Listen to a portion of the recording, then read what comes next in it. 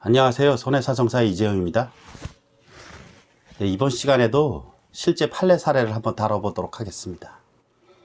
버스에 승객들을 태우고 도로를 달려가고 있는데 전방에서 마주오던 차량, 승용차가 갑자기 중앙선을 침범하여 넘어오는 바람에 핸들을 우측으로 돌리면서 브레이크를 잡다가 도로 밖으로 추락하면서 승객들이 사망한 사건입니다. 이 사건에서 승객들에 대한 손해배상 책임 누가 져야 하며 어떻게 지는지 알아보도록 하겠습니다. 우선 중앙선을 침범, 이건 12대 중과실 사고에 해당하잖아요. 승용차가 이 사고의 주된 원인입니다. 중앙선을 침범한.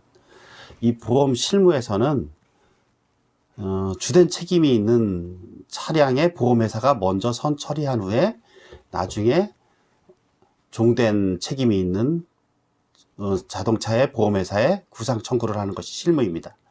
이 사고에서도 마찬가지로 그 승용차의 보험회사에 먼저 보험금을 청구하였습니다. 사망한 사람들의 유족들이 보험금을 청구했는데 어떤 일정액의 보험금을 지급하면서 두 가지 특약을 하죠. 보험회사에서 보통 합의를 할 때. 이 사건으로 이것으로 끝내겠다. 더 이상 소를 제기하지 않겠다. 부재소 특약. 그 다음에 지금 합의하는 금액 이외에 어떤 다른 또다시 더 많은 금액을 요구하지 않겠다. 권리 포기 특약이죠. 이 부재소의 특약과 권리 포기 특약은 기본으로 들어갑니다. 이렇게 하면서 보험금을 수령했습니다. 여기서 문제되는 것. 보험회사가 하나 더 남았잖아요. 버스회사. 버스회사도 책임을 진다면 이 승객들에게 이 승용차의 보험회사랑 한 이 특약의 효력이 부재소 특약 및 권리 포기의 특약이 이 버스회사에도 미치는가? 이것이 문제됐었는데 어떨까요? 예. 권리 포기, 채무 면제, 우리 채무를 면제해 주는 거죠. 돈을 어느 정도 주고 그 이상 돈을 더 이상 받지 않겠다. 그것에 합의를 한 후에 이 채무 면제 또는 권리 포기의 특약은 다른 채무자들에게는 영향을 주지 않는다라는 것이 판례의 태도입니다. 그렇다면 이 승용차가 중앙선을 넘어오는 바람에 부득이 넘어졌는데 부득이 브레이크를 잡으면서 핸들을 우측으로 돌리다 도로로 추락했는데 이 버스에 과연 책임이 있는가? 우리 자동차 손해배상보장법에 이 자동차 운행자의 책임은 상당히 엄격합니다. 이 승객이 사망하거나 부상한 경우에는 이 승객이 고의나 자살행위로 사망하거나 부상했다는 것을 입증하지 못하면 원칙상 책임을 지는 것이 원칙입니다. 따라서 이 버스에게도 일부 과실이 인정된다면 조금이라도 책임을 져야 하는데 이 법원의 입장은 이 버스도 어느 정도 책임이 면할 수 없다라고 판단하였습니다. 그래서 유족들이 이 버스에 손해배상 청구 소송을 했는데 법원은 아까 승용차의 보험회사랑 한 권리 포기, 채무 면제의 특약은 이 버스에 미치질 않기 때문에 영향을 주지 않기 때문에 그 손해액, 받지 못한 손해액이죠. 그것을 전부 지급하라고 판결하였습니다. 그러니까 이번 시간의 핵심은 이 공동불법 행위.